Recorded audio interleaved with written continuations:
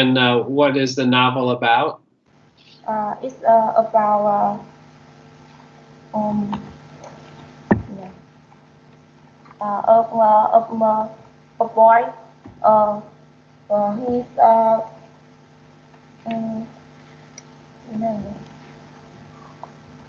uh,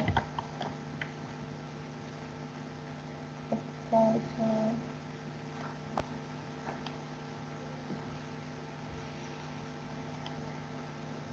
What does the boy do? Does he grow up in the book? Does it talk about just a short period of time in his life?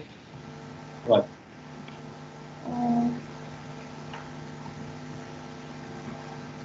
Does it talk about him in relationship to his family or his friends or someone he loves or what? It's the boy's name is Remy. He's often from both parents, maybe no brothers and relatives. He's granted under a circus, including a monkey, three dogs, and the man whose name Virati experience and on his church and traveled on the region of France. Yeah. Okay, well, good. I'm glad you're reading and not just watching YouTube or watching music videos or things like that. Very good. Thank you. Yeah, good. To Quinn. Tell me about Yeah. your weekend. Tell me about your weekend. In the weekend, I stay at home. I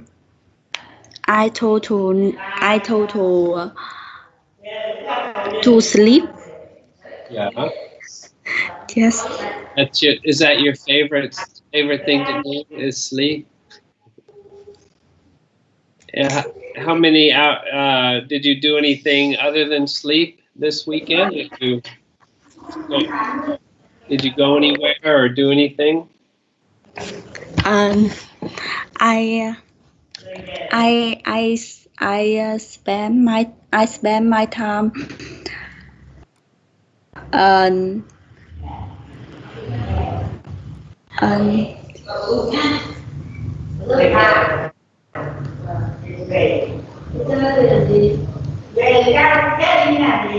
You spend your time out? um I I mostly sleep and eat in the weekend. Okay. So I hope you will exercise. If all you're doing is sleeping and eating, that's not good for your health. So hopefully you will walk or some exercise. Okay. Very good. Yes. Well, I'm going to call out the names of students I do not have here in class. And if you hear your name, just tell me that you're here, okay? Chen T. Van Anh. Ku. Nguyen Ku. Don Duc Dang. Dang Thi Tu Hang. Yes. Hang, you're here? Okay. Yes. Good. All right. Very good. Yes. Let's see. The next person would be Nguyen Kang Huynh. Nguyen Kang Huynh. And then Ding Wang Yen Ni. Yen Ni, are you here? Nguyễn Khánh Huyền. Okay. Yes. Nguyen Kang Huynh, you're here? Nguyen Kang Huynh, you're here? Yeah, there Yes. you go. Okay, very good. Here. Good. And what about Nguyen Thi Phung Tao? Nguyen Thi Phung Tao, are you here? Yes, there you are. Okay. And last person is Chen T Ming Chang. Chen T Ming Chang, you here?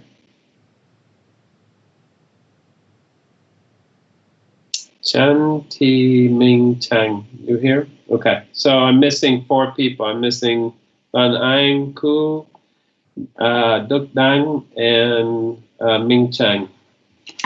All right. Very good. Well, let's get started. So hopefully today will be the last day that I do a lot of talking, because we are in a speaking class for you, not for me.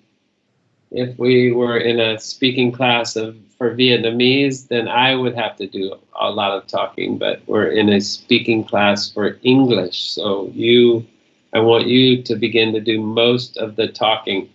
But for today, we're going to finish up our PowerPoint presentation on what the VSTEP exam is about, and then I will hopefully have time for you to answer some questions. But let's get started here. So on the screen, you will see I summarized your VSTEP Part 3 into one slide. So in Part 1, it's the total time of 12 minutes, okay?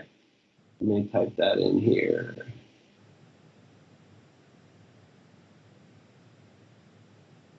Total 12 minutes, okay?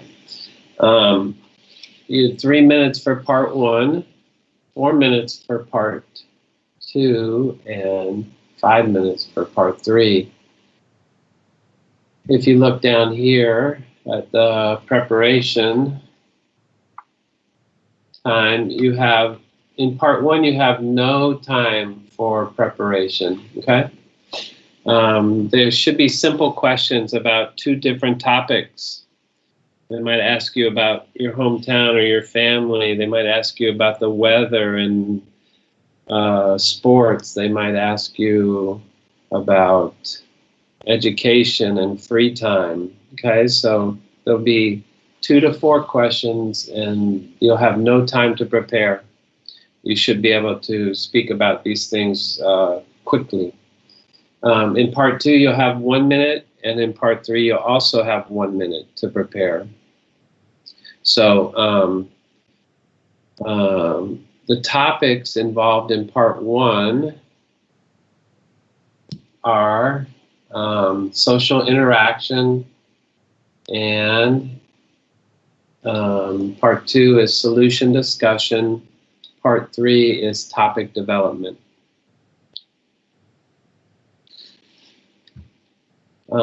So the setting is, again, you'll have 2 to 4 questions on 2 different topics in Part 1. And your answers really should be anywhere from 30 to 45 seconds in length here. You're trying to, if you have 4 questions times 30 seconds, that's 2 minutes. If you have 4 questions times 45 seconds, that's, what is that? Is that 3 minutes? I guess that's 3 minutes. So you're really shooting to have your answers be 30 to 45 seconds long in Part 1. Part 2, you'll be given 3 options, and then you'll be asked to compare those options. You have to choose one of those options, and then you have to compare it to the other 2.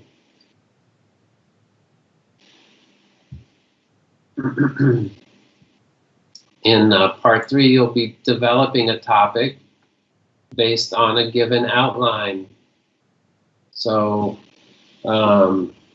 you will be given a topic like we did the other day here. You'll be given a topic like this. There are several benefits for students staying in university housing. You'll have a mind map given to you so that you can use those ideas to get your thinking started or to help you focus on something to talk about. Plus, you'll be given a fourth option, which is your own idea down here in the bottom right-hand corner. So, I'll come back to that slide here in a minute. But so you'll develop your own. You'll develop an outline. All right. Let's see. Oops. All right, then topics here. Two different popular common topics: music, family, hometown, weather, free time. Okay, just things that you're familiar with that you do every day. Part 2 will be various everyday life issues topics. So they could be related to your health, how to stay healthy. You're going to go on vacation. Where would you go? Where would you stay? You would have questions about potentially after you graduate from high school. What would you do after you graduated from high school? What are the options that you face every day? And then part 3 will be a topic theme that is different from part 1 and 2. So for instance, if you are asked in part 1 about sports and family, and in part 2 you're asked about the environment, part 3 will not have any of those questions. They won't be about sports, they won't be about family, and they won't be about the environment. Could be about transportation or technology or the weather, the sea, the environment, something like that, okay? And then last, going down here to descriptions. So you'll have, in part 1, you'll have up to 4 design WH type questions. So who, what, where, when, why, how, those type of questions. In part 2, you'll be given something to compare or contrast. So you'll have 3 options with 1 to 2 paragraphs, and you must talk about all 3 options. The first paragraph would probably be an introductory sentence, like if I had to choose between a homestay, a hotel, and a resort, I would choose a homestay. And then because blah, blah, blah, blah, all the reasons you would stay at a homestay would be the first paragraph. The second paragraph then would be reasons why you chose the homestay over a resort or over a hotel, let's say. If you were going to Sensum Beach in Tanghua, you could talk about why you would stay in a homestay. You can say good things about the options, right? For instance, you could say, oh, I would really love to stay in a resort, but I'm a poor student, so I just don't have the money. So staying in a resort is not a financial option for me. So you can talk about the good things about the other 2 options, but you just have to explain why you chose a homestay over a resort, say. All right, and then part 3 is you'll be given a topic statement, and then you can use provided ideas, or you can make up your own. So going back to this slide here, student housing, they'll give you these 3 here, and then they'll leave a space for you to develop your own idea. Different from part 2, you have to talk about the 3 options in part 2. In part 3, you can talk about only one idea, as long as you can talk about it for 3 or 4 minutes, or you can talk about 2 ideas, as long as you can talk about it for 3 or 4 minutes, or you can talk about 4 or 5 or 6 ideas, as long as you can talk about it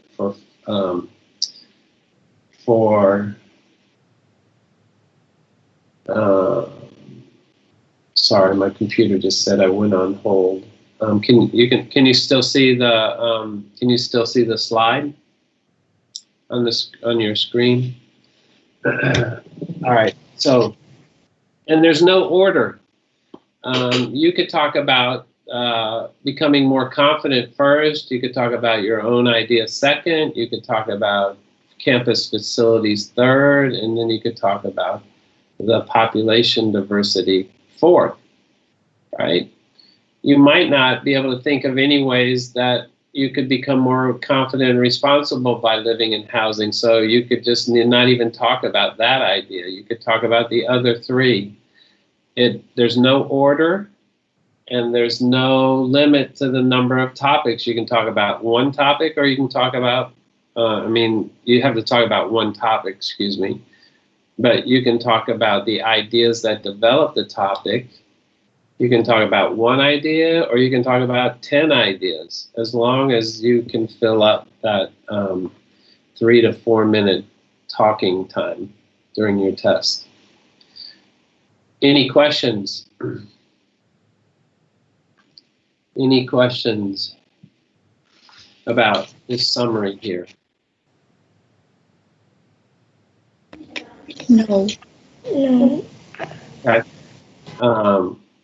All right, so very good. And so last time we briefly, we went over these slides. I'm just going to go through them quickly as a reminder. Remain calm. Don't become anxious and worried, okay? Don't let yourself feel overwhelmed, and just remind yourself that you can do this, okay? Know what's coming. So, how long is the speaking test? Can anybody tell me how long the speaking test is? About 12 minutes. Yep, good, okay. How many parts or sections are there? 3 parts. 3 parts, okay, good. What does each part consist of? What's in part 1? Social interaction. Good. What's in part 2? Solution discussion. Good. And what's in part 3? Topic development. Good. Okay. What areas of my language are assessed? So what areas of your language are assessed? So global achievement is one of there's 4 categories that they are assessing you on. Global achievement is one of them, and it has to do with understandable and comprehensible. So can I understand what your line of thinking? Does what you're saying as a whole make sense? So if your question has to do with student housing, do you start out saying, I think student housing is good? Yesterday I saw a car accident, and in the car accident, no one got hurt, but the car got damaged very badly. So you're going kind of off topic, and you're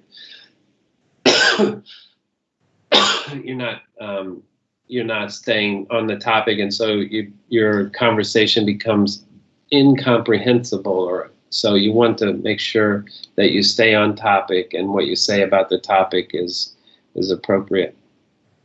All right, number 2, vocabulary and grammar. That's the second category that they're marking you on, is your vocabulary and your grammar. Number 3 is pronunciation. So is your pronunciation clear? And is your pronunciation accurate? So this happens in every class, and it's good that it happens in a way, because I find students trying to learn new vocabulary words. But oftentimes when they use new vocabulary words, they don't practice saying them, and they don't listen to what's being said. So I'm going to put something on the screen here for you.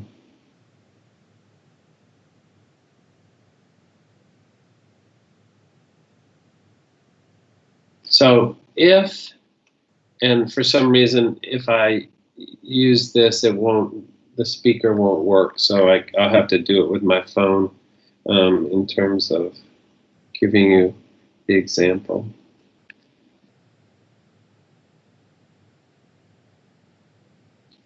All right, so maybe you have this new word, durable. So I'm trying to learn Vietnamese, and I have an app on my phone called Duolingo. And anytime they have a Vietnamese person doing a speaking part, I listen to it over and over again, maybe 3, 4, 5 times, or maybe longer if I need to, because I want to really concentrate on pronouncing words correctly.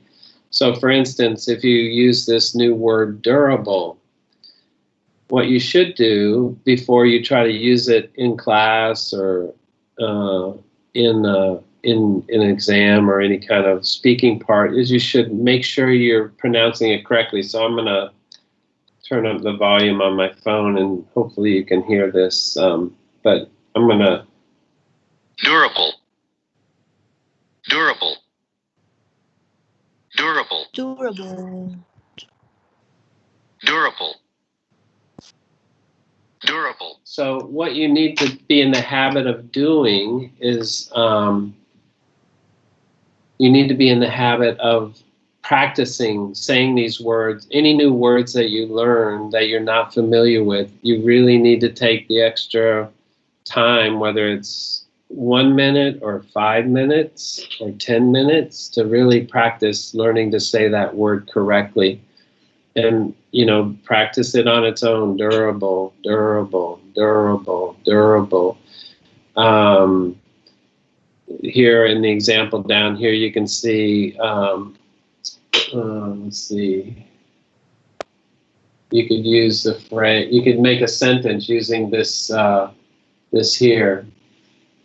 When I go on a trip, when I fly on an airplane, I like to take my durable suitcase so that my things don't get damaged or something like that. I have my laptop or my phone is very durable because when I drop it, it doesn't break and it doesn't get cracked because I have a protective case on my phone. Or, you know, my motorbike is durable because I can always go where I want to, and it's very, it always works. So your motorbike would be durable. So you must practice. You must practice your new words whenever you have them. Okay. All right. And then, so the last thing is fluency. So you want to keep a normal pace. I tell this story. I taught a level 5 student last intake, but I had her for level 3, level 4, and level 5. And in level 3 and 4, she talked very quickly, blah, blah, blah, blah, blah, blah, blah, blah. And I couldn't, even though she was using English words and even though she was answering the question, because she was talking so quickly, I couldn't really understand her. And when I'm trying to mark the score on her exam or whatever, I would I would be like, ah, man, it's hard because she's very fluent. I mean, she's talking a lot, but I can't really understand. So that would go back up to global achievement. So she might talk very much, but because she's not understandable or comprehensible, she would score lower on global achievement. So I would always tell her, slow down, take a breath, just try to talk at a normal pace. So by the time she hit level 5, she was speaking much slower and it just sounded more normal, and it was much easier to understand what she was saying. So don't talk too quick and don't talk too slowly, because if you talk too slowly, then people get distracted. The examiner will get distracted and start thinking about other things and maybe lose track of what you're saying. So those are the 4 areas that you get marked on: global achievement, vocabulary and grammar, and pronunciation.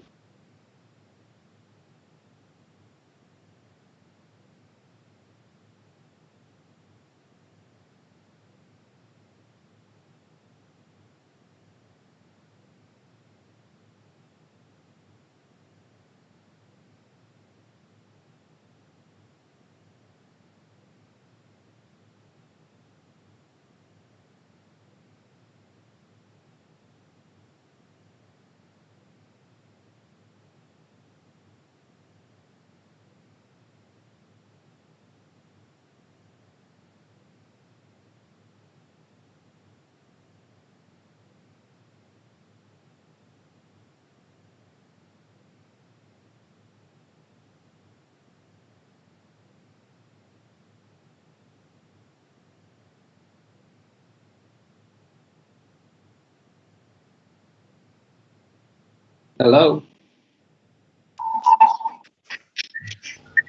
Yeah. You can hear me? Okay. So what are the 4 areas that you are assessed on in your language? What are the 4 areas? We just talked about them. Who can give me one or 2 of them?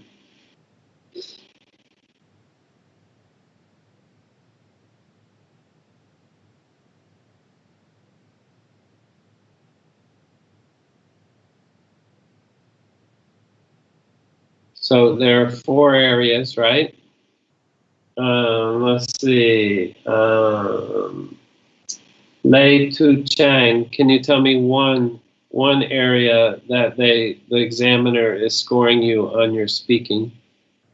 One part of your language that is assessed.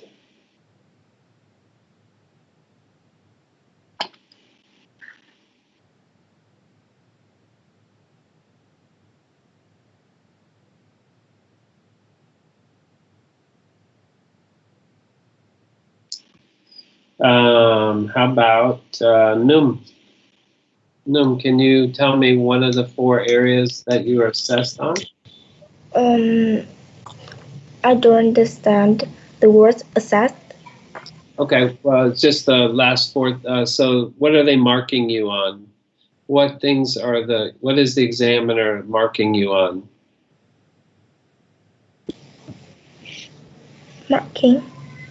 Marking, let's see, what areas of my language are being, what if I put this word in here, graded?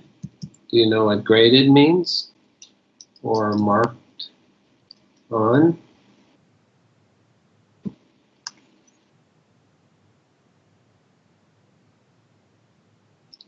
We just talked about these. What 4 things did I just mention? So here, I'll play it off my phone. Đánh giá. Đánh giá. Đánh giá. Đánh giá. Okay. So what 4 areas are you being graded on?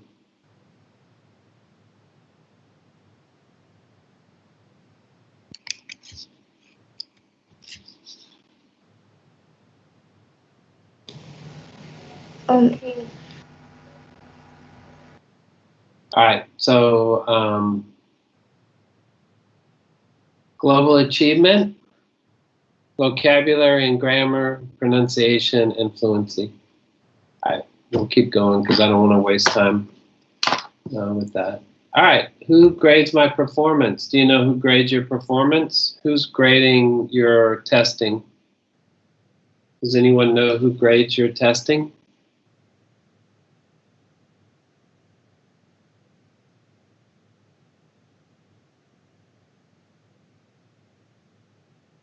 Kai-Nguyen, who grades your testing?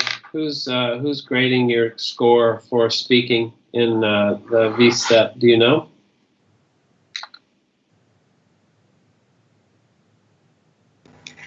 I think it's a performance.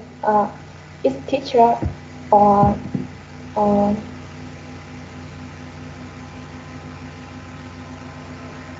Okay. it's both. Okay. Yeah, so there's two ways you can take the exam. One is a computer-based exam, and one is an exam in person. Obviously, in the computer-based exam, your answers are recorded, and someone is listening, will listen to your answer either right then or later on.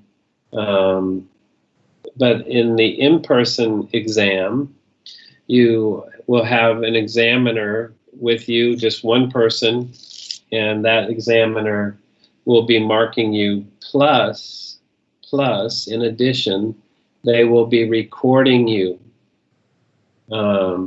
to have that listened to later to make sure that the examiner and the monitor who listens to it later is agree about your score. All right, so knowing, tip 2 is knowing what's coming. So you know how long the test is, you know how many parts are in the test, you know what each part is part of, you know the 4 areas that they're listening for in your exam, and then now you know who grades your performance. So now to tip 3, just answer the questions, okay? At the start of the test, just give the information that's asked for. Don't try to give more information. You know, they're going to ask you for your name, and they're going to ask you for your identification. And they don't want you to go, you know, my name is Trag Pinkham. Oh, and my hometown is Hanoi, and I live in Kaohsiung district. Don't just, they have a lot of people they have to test, and they just want you to give them the information they ask for. Wait until you are asked specific questions. So if they ask you about your home, talk about your home. If they ask you about work, you talk about work, and so forth, okay? Provide relevant answers and avoid rambling. Test takers often stray from the topic and go off on tangents. So if they ask you about your family and you say, oh, there are 4 members in my family, there's my father, my mother, and my older brother, and me. My father is a businessman, my mother is a banker, and my older brother is an engineer.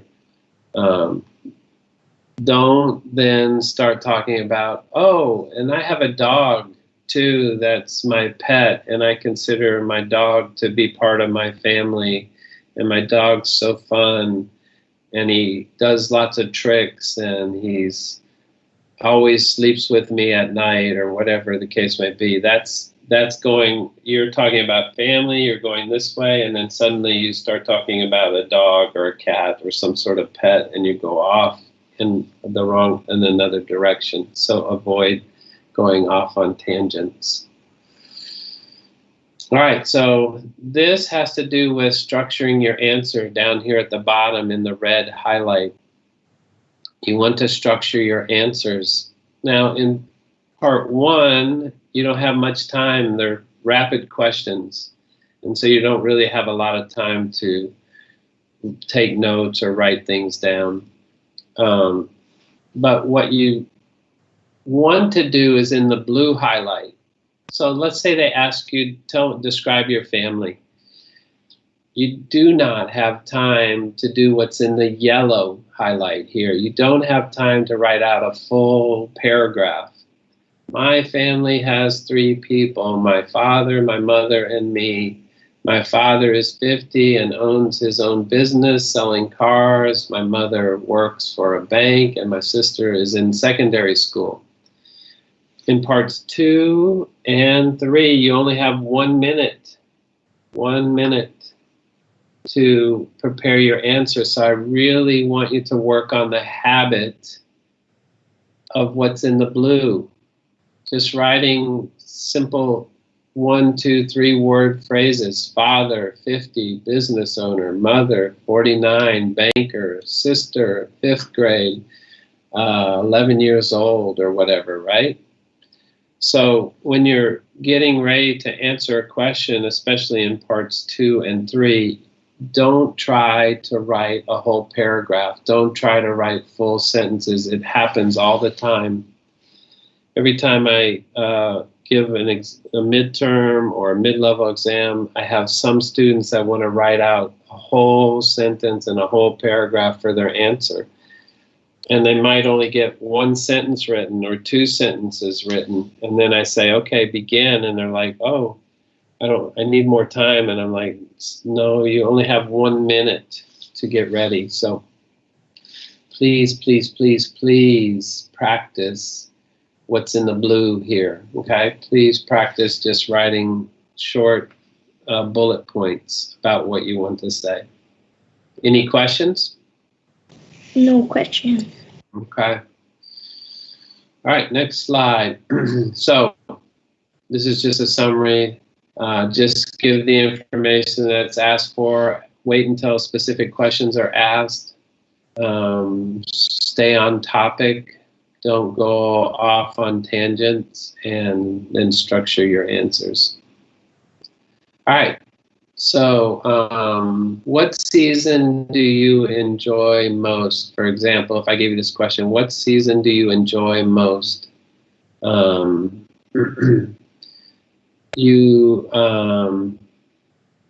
me ask Fung Tao. Fung Tao, you there? Wenty Fung Tao. Yes, I'm here. Okay. What season do you enjoy most? I think winter. Okay. Yeah. So is that a good answer? I think winter. Because I like cold. Much better answer. Not quite long enough, but so yes, I like winter because I enjoy cold weather. Okay. Much better than just saying I like winter. All right, let me see here. Hien, you there? Yes, teacher. Okay, Hien, what season do you enjoy most? What season do you enjoy? I think I like the autumn. Autumn. The weather is very cool and comfortable. I can hang out with my friend on the weekend. And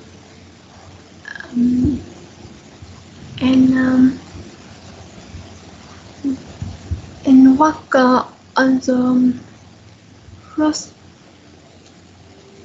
Okay, very good. Much better. Good answer. All right, so what season do you enjoy most?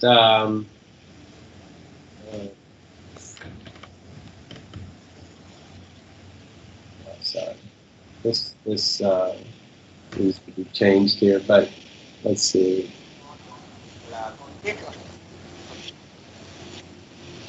This real quick.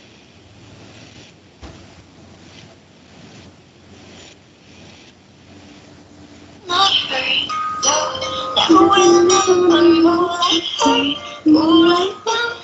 Turn off the phone, please.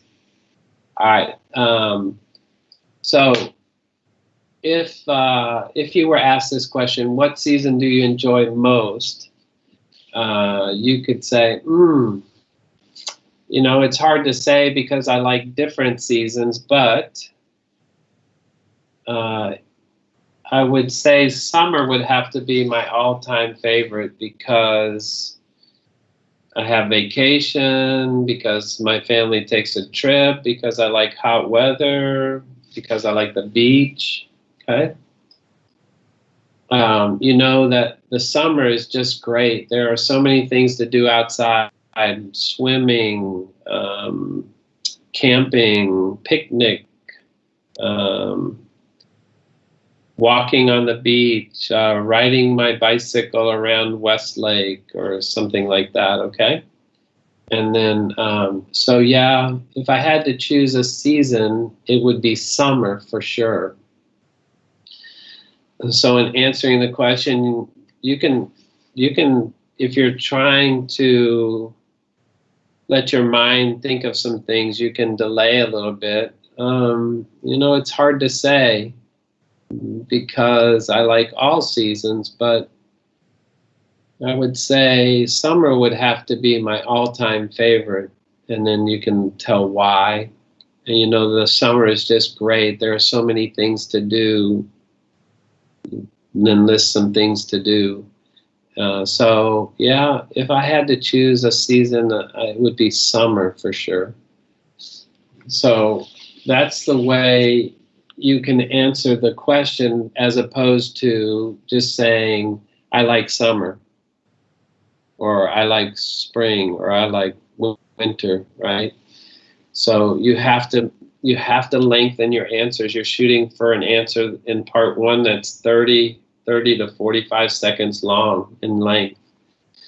And if all you say is, I like winter, then naturally the examiner is going to say, you know, why? Why do you like winter? Any questions? All right.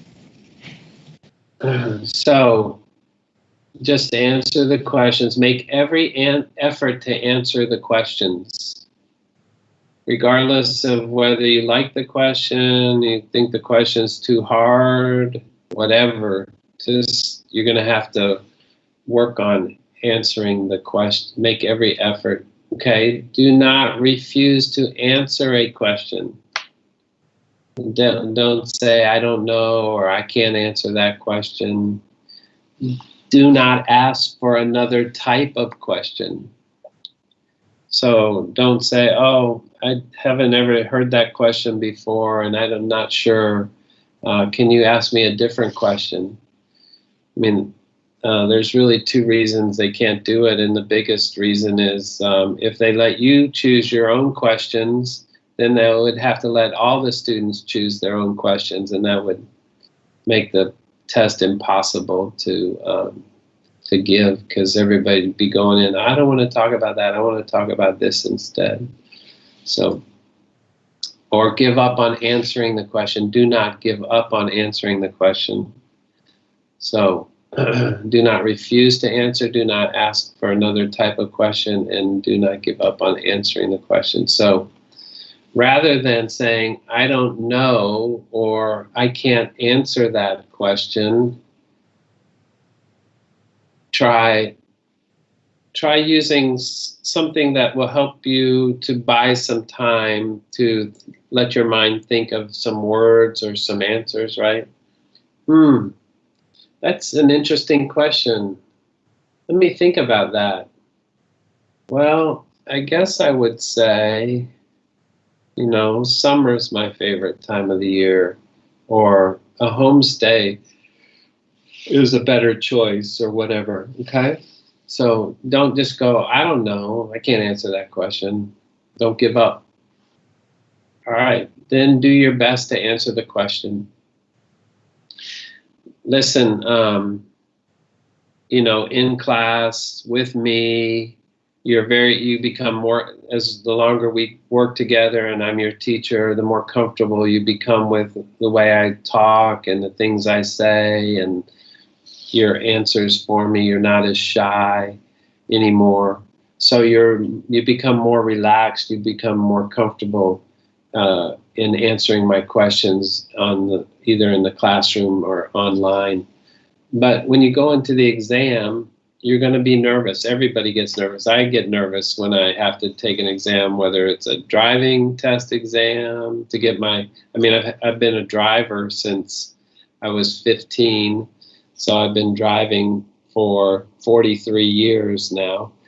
But every 10 years I have to go in and take a test to renew my license. And I don't get as nervous now, but you know, I do get nervous. So test nerves are part of just part of life. So you just have to work at not trying to keep those nerves as low as possible.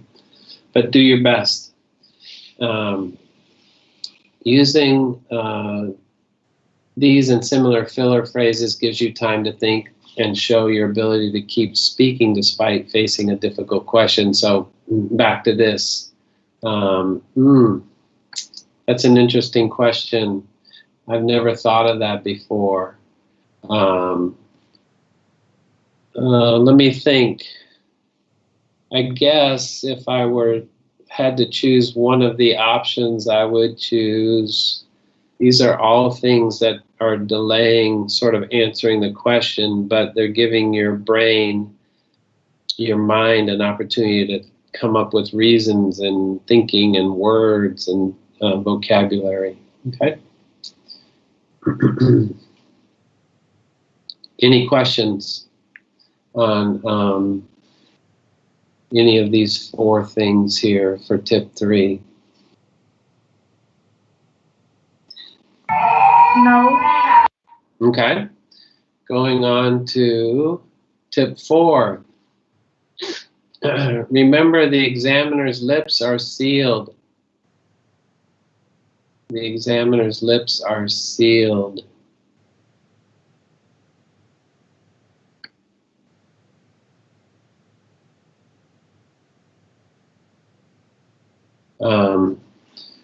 So the examiner is listening to, I need to make a note about inserting a slide here.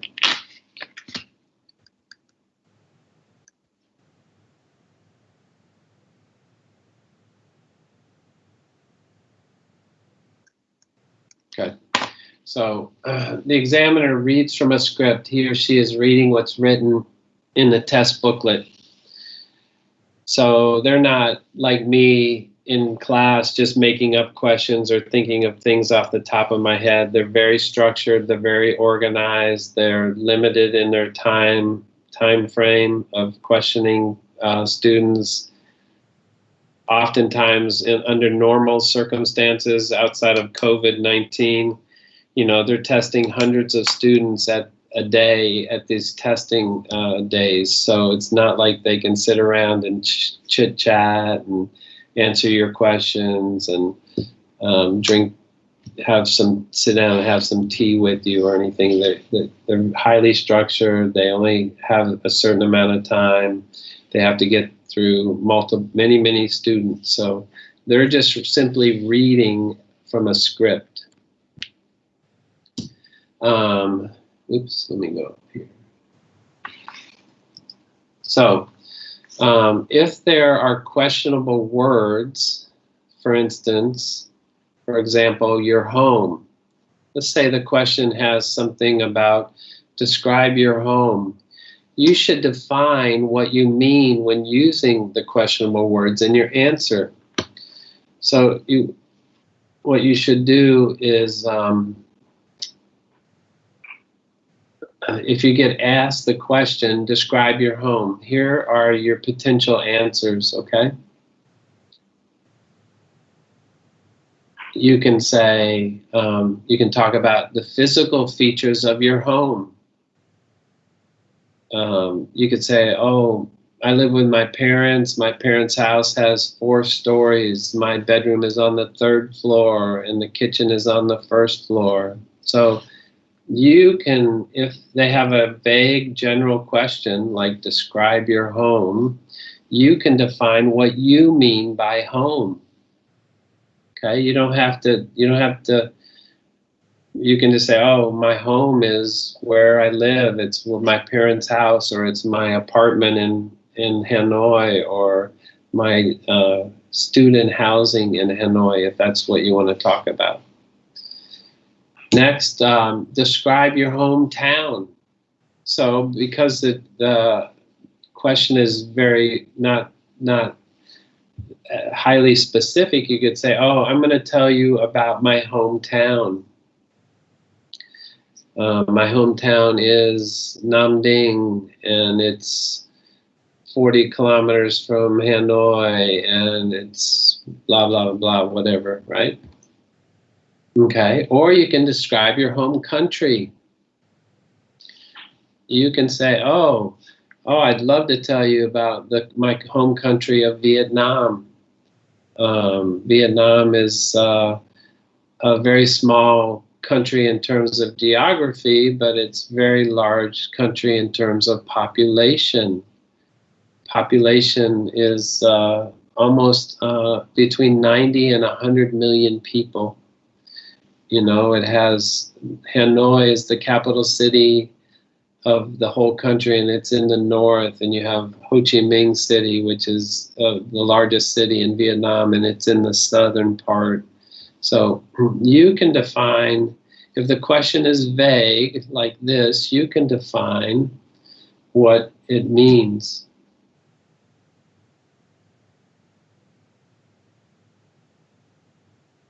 All right. Whichever you choose to describe, just let the examiner know by saying, I'm going to describe my home as my parents' home, my home as my hometown, my home as my home country.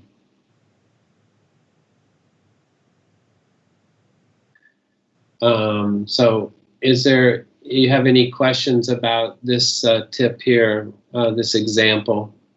Any questions?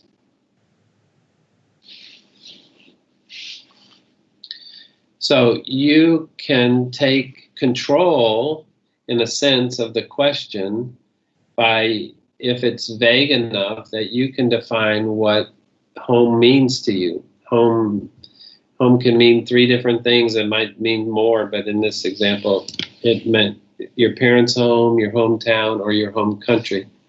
All right. Next, let's see.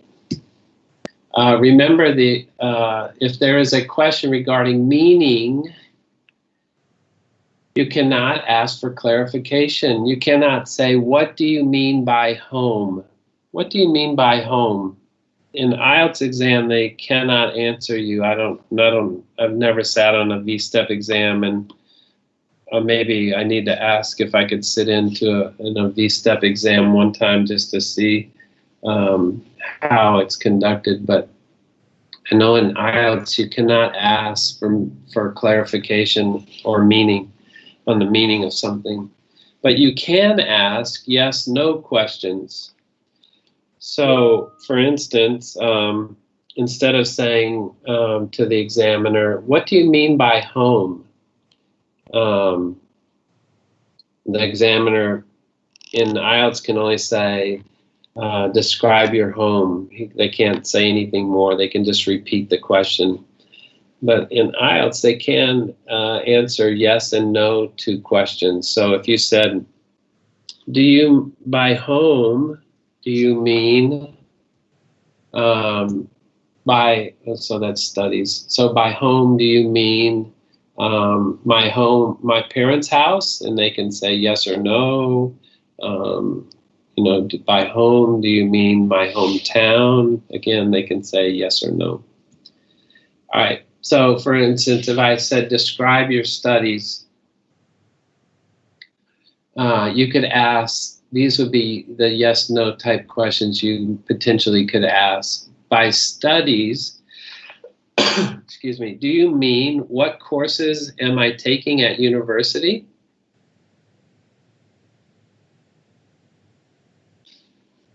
They can say yes or no. By studies, do you mean what is my major at university? Or you could ask something, by studies, do you mean what am I studying at university? All three of those things will elicit a yes or no response, okay? And I believe you're allowed to do that, okay? So try to think in terms of yes, no questions if you're not sure about something on your exam. So just to recap, here are the three things. The examiner's lips are sealed. They're reading from a script. You can take questionable or vague words or ideas and define them yourself. And then if you're still, if there's still some confusion or you're not sure, you cannot ask for clarification, but you can ask yes, no questions. Any questions about tip 4? Any questions about tip 4?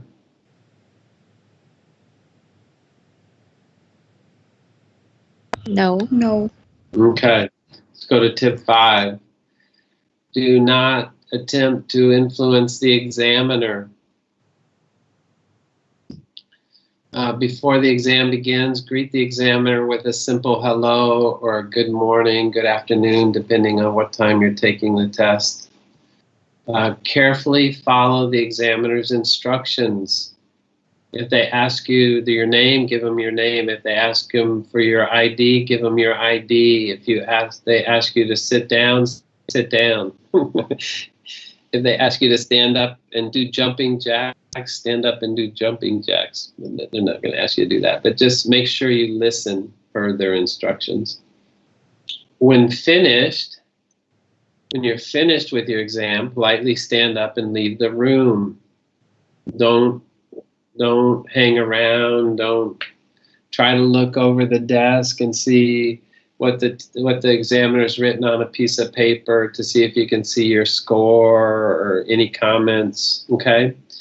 Do not ask the examiner any questions regarding your performance. Don't go, so going back to tip number 1 here, before the exam begins, just say hello. Don't walk in and say, oh, hello, my name's Trag Pinkham. I really need to pass this exam. This exam is so important for me and my family. If I don't pass this exam, my family will probably be very poor and my parents will not be well taken care of. In a sense, you're trying to guilt the examiner into giving you a good score so you can pass for your family. Don't do that. It doesn't work, number 1, and it's not very respectful of the examiner to try to do that either. All right, don't ask the examiner any questions regarding your performance. A lot of times in class, I'll have students after the mid-level exam or the end-of-level exam say, how did I do, teacher? Did I pass? What's my score? And I'll just say, I can't tell you. And so please, I mean, you can ask me that question. I'm just going to tell you I can't tell you. I'll tell you, you'll see your score when I post it with the school. So don't try to ask any additional questions. So the speaking test is recorded and analyzed by an outside, I use the word monitor, but I know for you, monitor means someone that's in the class, a student representative in the class that is responsible for student issues or student communication kind of stuff. But in this case, a monitor is just someone who is outside of the class that listens to your recording either from the computer-based exam or from the if you take the exam in person with a physical person as the examiner. they're just an outside person who listens to the recording of your speaking part to make sure that the examiner, if you take it in person, the examiner score and the monitor score are close enough or identical that they're the same. So the examiner is not giving you a 6 or 7 and the monitor is giving you a 5, and then so there's some it's a way to keep the test more accurate, maybe, is a simple way of saying it. All right, so those are the 5 things. Are there any questions about those 5 things?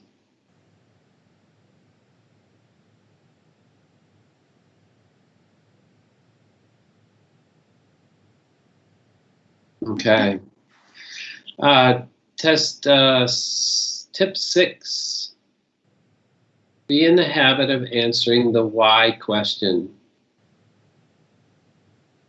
Be in the habit of answering the why question. Why is a common question used by examiners, and they use the why question to ascertain and evaluate fluency. So, for instance, earlier some of the students said, I asked them, what is your favorite season? And they said, my favorite season is winter, and they stopped there. Or that my favorite season is fall, they stopped there. And so you need to be in the habit of saying why. Why you like fall, why you like winter, why you like summer, why you like spring, why you like homestay over resort, why you like hotel over homestay, whatever it may be. But you have to be in the habit of answering the why question. If the examiner has to ask why too often, you may be marked down for lack of fluency. So, for instance, going back to the season question, if I say, what's your favorite season? And you say, my favorite season is winter, and you stop, and it doesn't sound like you're going to go any further, and I have to say why. Winter is my favorite because it's cold. Why? It's well, I like cold weather. Cold weather makes me feel comfortable, and I sleep better at night because in cold weather I'm just able to sleep better. Okay, so you don't want the examiner to keep asking you why. 1 or 2 word answers will not work. You know, you can't say, do you like, if I ask you the question, do you like living in Hanoi? And you could say yes or no. You could say yes, I like, no, I like, don't like. Try to avoid these simple just answering the questions. Even if the question is a yes-no question that you get from the examiner, and they shouldn't be, but if it is, you can say, do you like living in Hanoi? And you could say, yes, I really like living in Hanoi. Hanoi is fun. There's many things to do. I can go shopping. I can go eating. I can go walking in parks or whatever. Okay. So try not to just give yes or no answers, or I like, very short answers. Okay. Even if you give a longer answer, the examiner may still ask you a why question. Do not be taken back by this. So maybe you talk for a minute and maybe you talk for 30 or 40 seconds about a question, and then you think you've done a good job and you feel okay inside of you about your answer. They still might ask you a why question. Doesn't mean that your answer was too short or not a good answer. They just may follow up with something with a why question. So don't be startled or shocked by that. Any questions about these 5 things?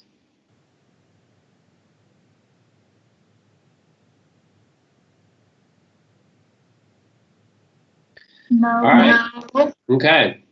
So for example, if I asked you the question, what's your favorite color? And all you said is blue, I think. And then I have to say, why, as the examiner? And you say, I don't know, I just like it.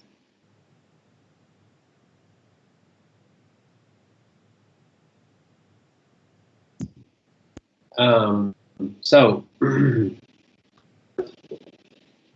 how would you grade that answer? If that was your one of your part 1 questions, how would you grade that answer? How would you want me as the test examiner to grade your answer? Would you want me to give you an 8 or a 9 on that, or what do you think?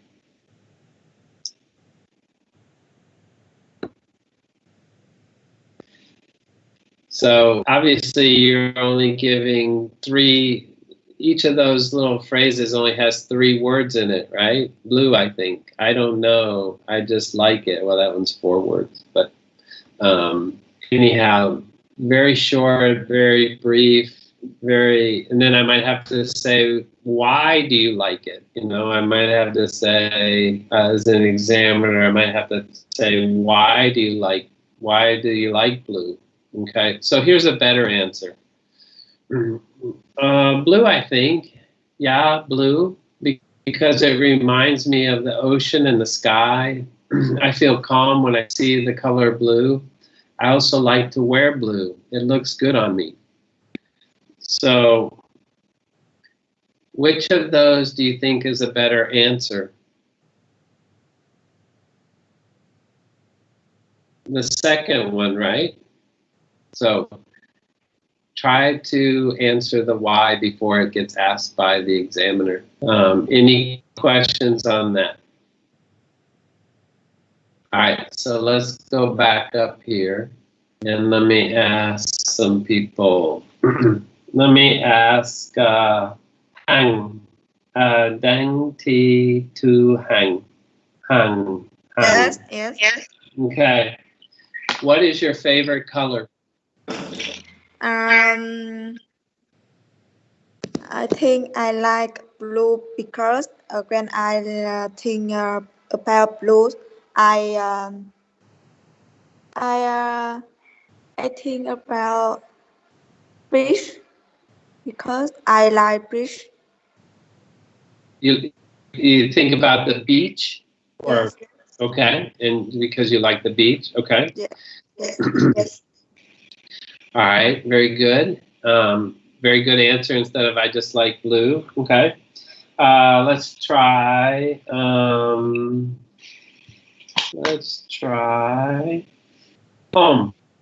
Muốn thi home. Yes. What's your favorite color? My favorite color is pink. Because pink is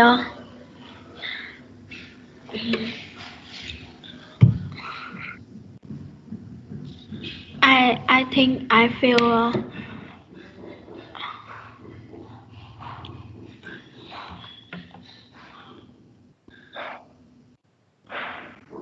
You feel what?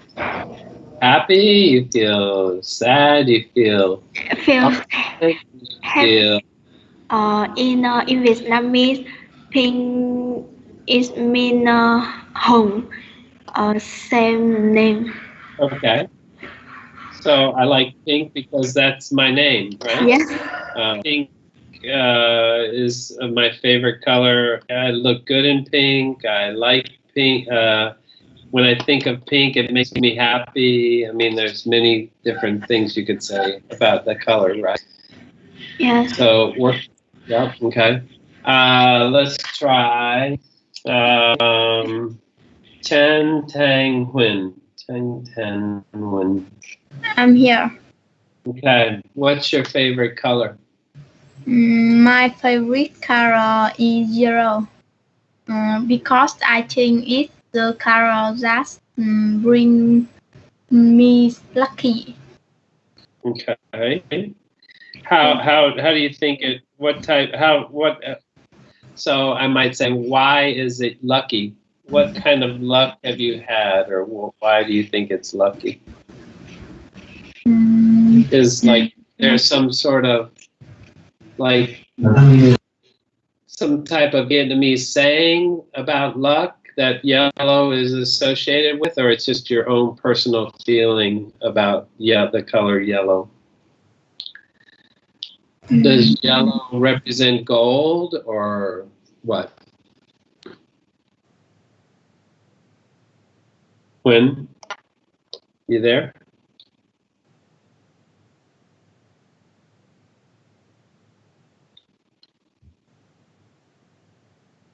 Did I lose you?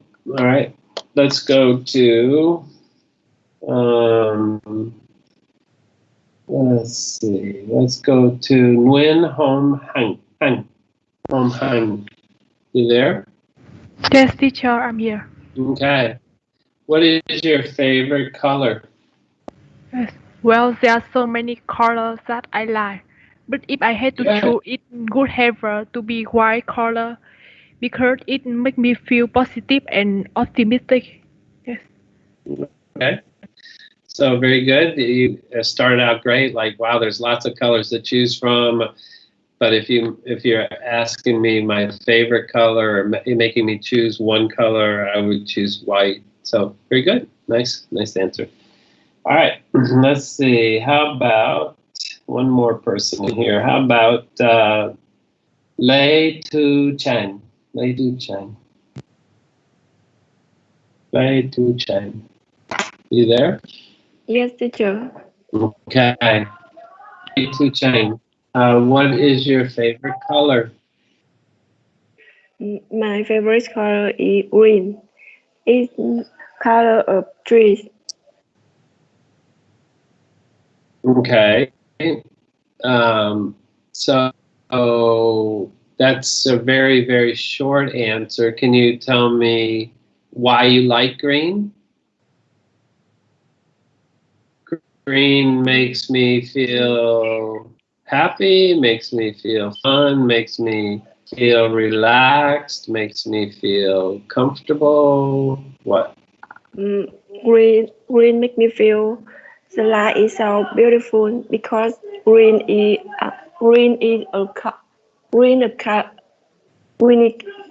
color of trees and trees. Okay. Yeah, so you could say green for me symbolizes life, right? Means trees are a sign that something's growing and living. So you could say green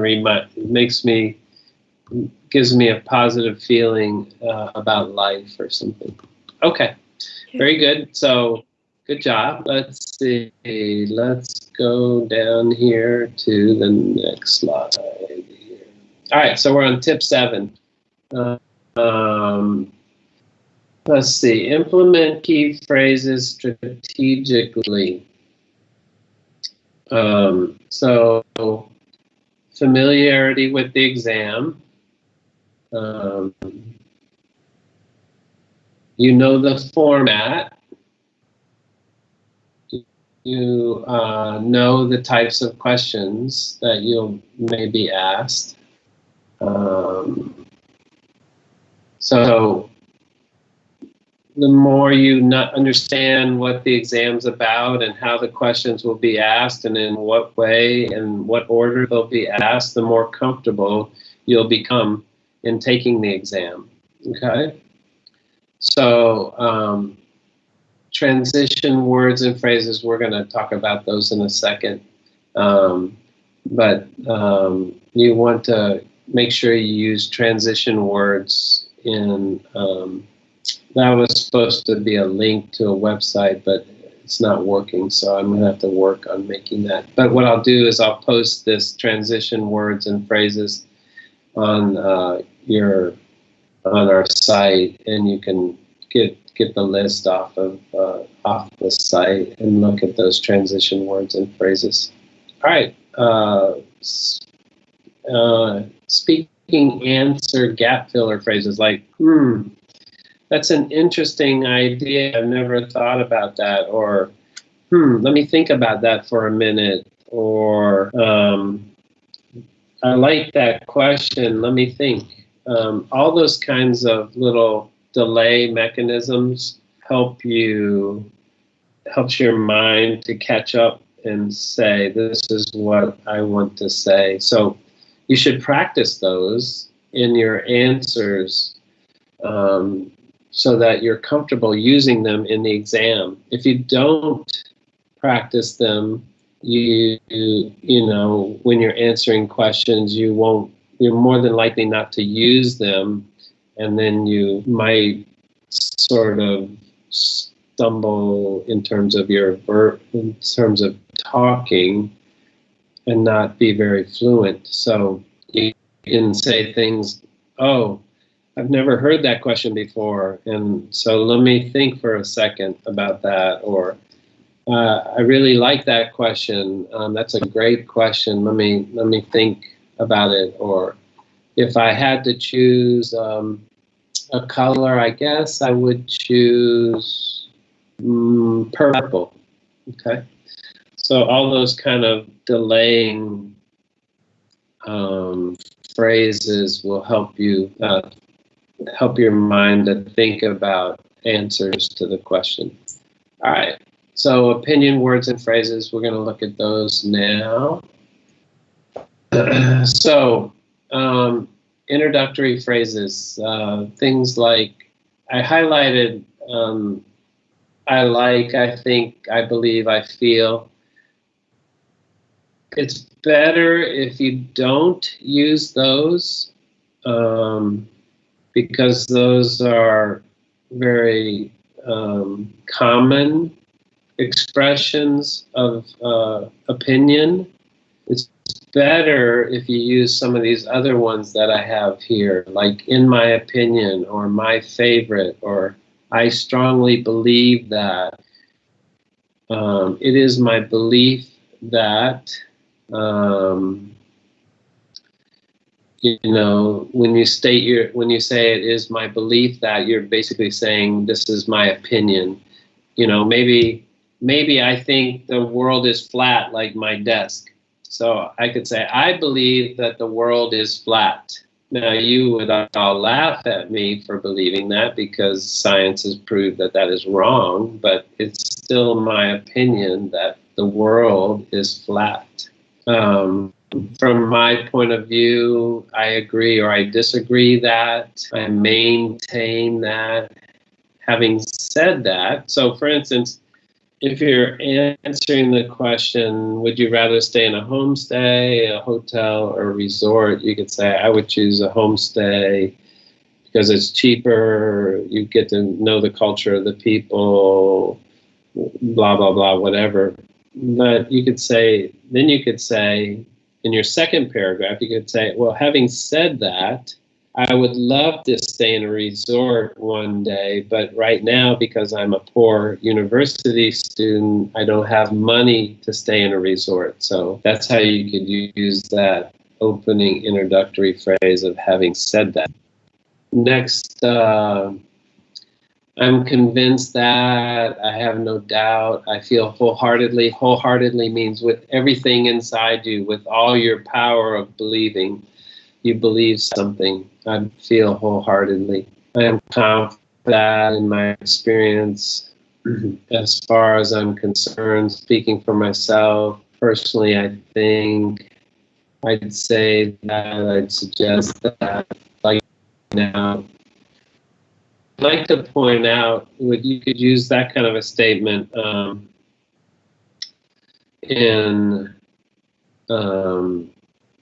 as an alternative to something else. Say the question is about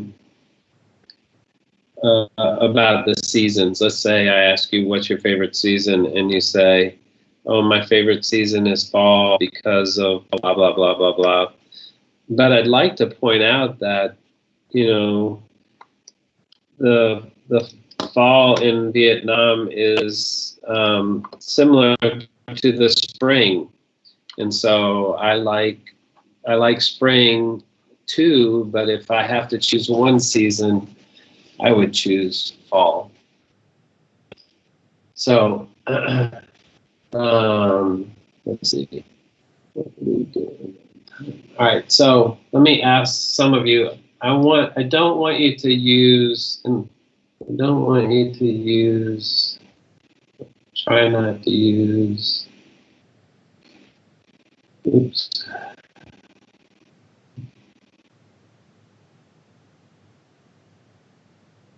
Try not to use these 4 phrases in your answer. So I'm going to ask you to answer some questions for me. So how about Wang Feng Han? Wang Feng Han, are you there?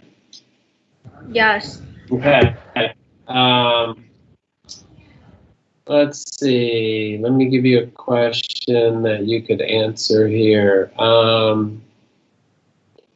Do you believe that Hanoi is better to live in than Ho Chi Minh City? Do you believe that Hanoi is better to live in than Ho Chi Minh City? So using one of these introductory phrases, how could you start your answer? How could you start your answer?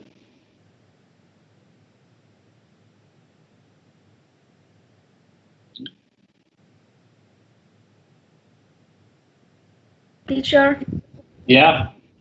can you repeat? Yeah, I'll type it here. So it's all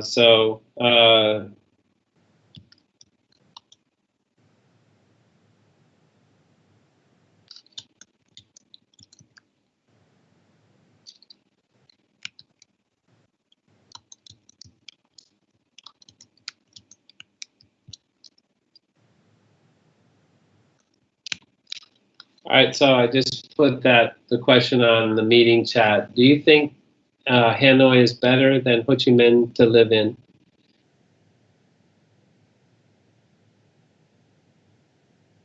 So using one of those introductory phrases that's on the screen, how could you begin your answer?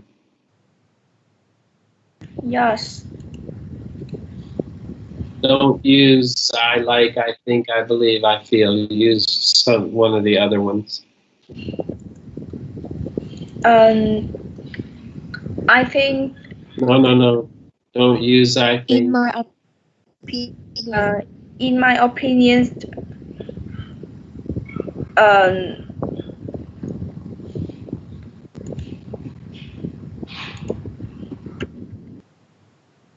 in my opinion, what? I agree, I disagree, I think Hanoi is better, I think Ho Chi Minh's better, what? In my opinion, what? in my opinion, Hanoi is better than Ho Chi Minh, because Hanoi is many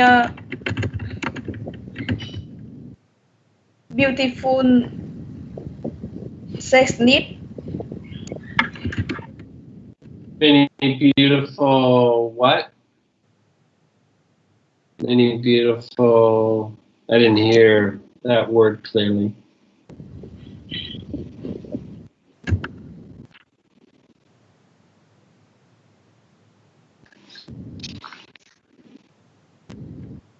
Peng, you said? Hanoi has many beautiful landscapes. Oh, landscapes, okay. Okay. All right, very good. I wasn't asking you to give a long extended answer. I just want you to use some of these introductory phrases in your answer. Okay. Let's see, going to Bui Ti Tang Huynh. Bui Ti Tang Huynh. Yes. Let's see, question. Is it better to walk or run for exercise?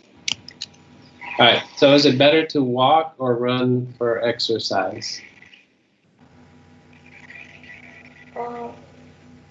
I would say that walk is better than run for exercise. Okay, use one of these introductory phrases to start your answer. Because for me, I...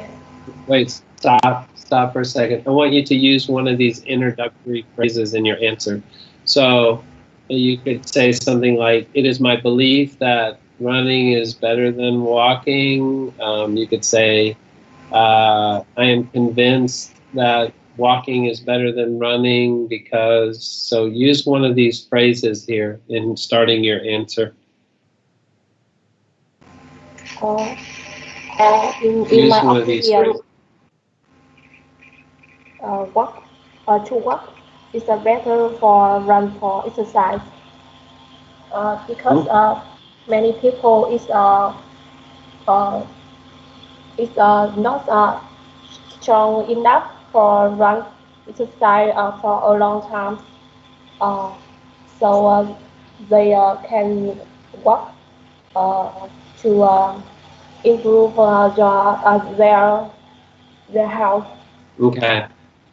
So I'm going to put in my opinion as one of those phrases I don't want you to use right now. I really want you all to expand your introductory phrases, because a lot of you, not just in this class, but in most classes, will use in my opinion. So I want you to try to use something different than in my opinion, okay? It is my belief, I strongly believe, from my viewpoint, and as far as I'm concerned, okay? So those all are different synonyms for that in my opinion phrase. All right, good job. Thank you. All right, next up, let's try Noom. Noom, you there? Yes, I'm here. Good. Let me see, what's a question I could give you? Do you think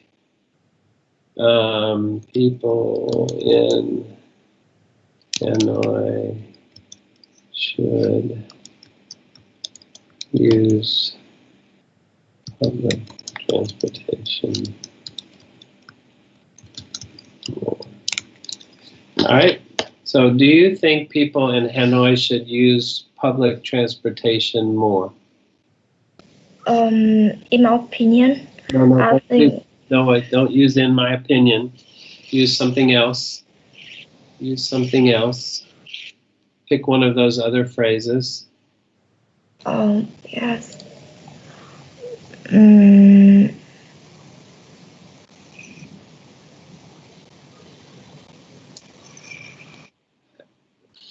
From my point of view, or...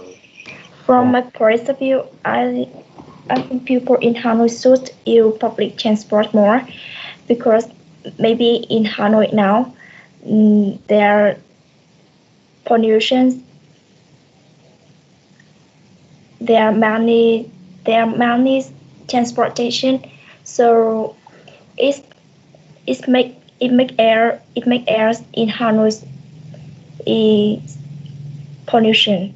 So if people in Hanoi use public transportation, we can reduce the pollution in there. Okay. Good. And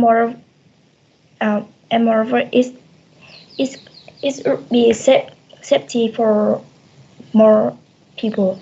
Okay. Very, very good. All right. Good job. Thank you. All right. Let's go on to transition opinion words and phrases here. So you all are familiar with I'm just going to type something. We don't use this term in English as much as I've heard it used here in Vietnam, so it might be a British idea, but we don't use firstly very much in American English. We don't use secondly as much either. So these are probably British English terms that you could use. But in American English, we don't use firstly, secondly, thirdly as often. We mostly use first, second, third. Neither one is right or wrong. It's just in terms of usage, American English doesn't use firstly, secondly, thirdly as much. So after that, equally as important, you might use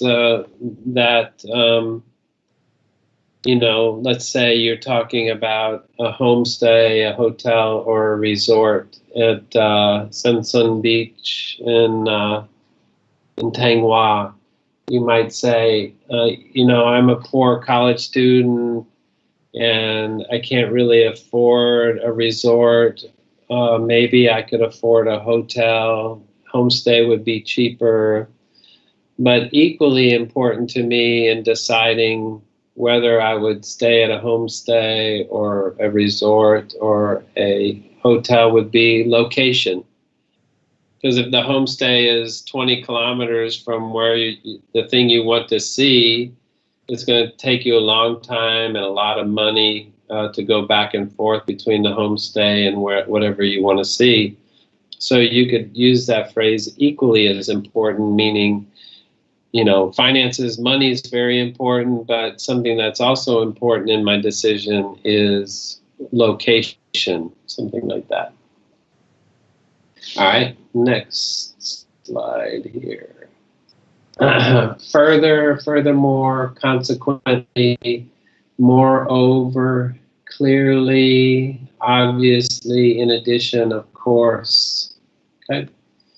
So I hear my students use the term moreover very often, and sometimes it gets, number one, it's overused. It's used too much in your English. But secondly, sometimes it's used in the wrong way. So I'm going to ask a few of you to answer a question for me. But I want you to not use moreover. So let's see, who can I ask here? I'll ask Vu Ti Tao. Vu Ti Tao. Let's see.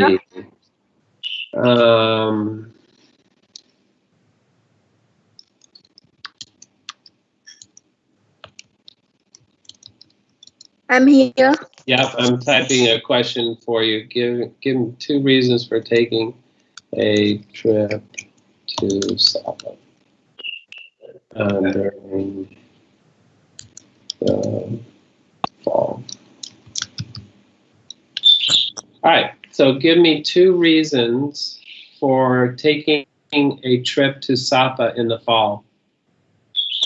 So try not, you can say first or first of all, I would take a trip, but try not to use second, third, or finally, or next. Go to besides, or maybe you think going to Sapa, there's 2 good reasons to go to Sapa, 2 equal reasons for going to Sapa, so you could say equally as important. So give me 2 reasons for taking a trip to Sapa during the fall.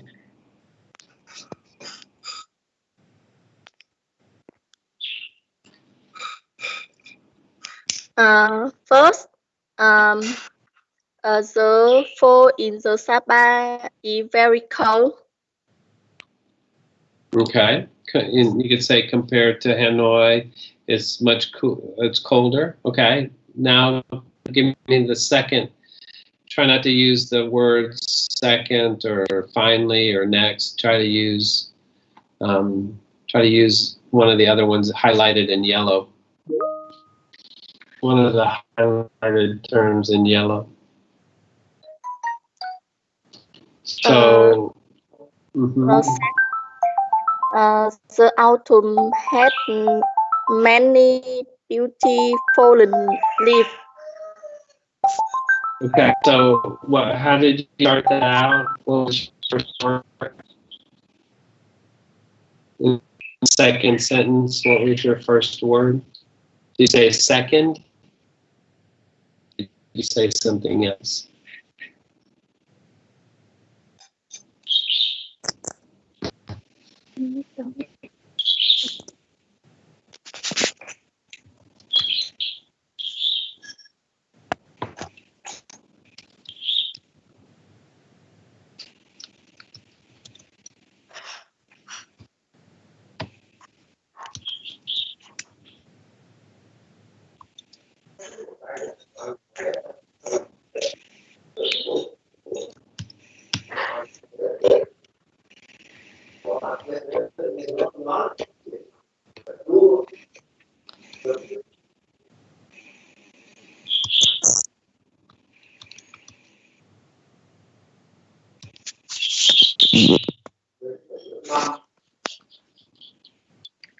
Okay, so to answer that question, give 2 reasons for taking a trip to Sapa during the fall. You could say something like, first, the weather in Sapa during the fall is cooler than Hanoi.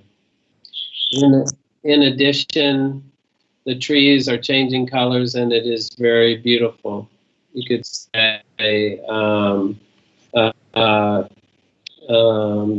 besides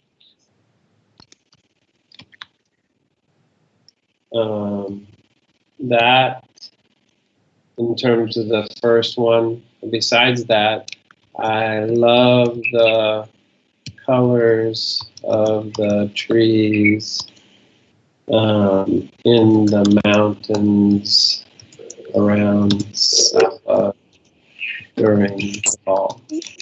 Okay. So you could use these 2 additional phrases to, instead of saying second, first, the weather in Sapa during the fall is cooler than Hanoi.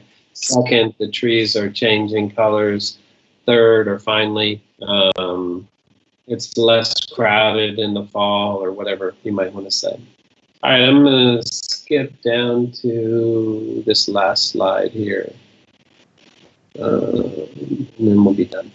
All right, so here are some, I'm going to send these words to you on a post, but these are some of the words that you can use to give ideas about your opinion about something. So I'll send those to you. All these words I have here in the last 5 or 10 or 12 slides, and you can look at them on your class page. Okay. Any questions? I don't have any question. No. All right. Don't forget you have homework due on Thursday. Make sure you look at the post about your homework, and I'll see you Thursday morning. Yes. Yes. Teacher. Have a good week. Talk to you later. All right. Bye-bye. Goodbye, teacher. Goodbye, teacher. Goodbye, teacher. Have a nice day.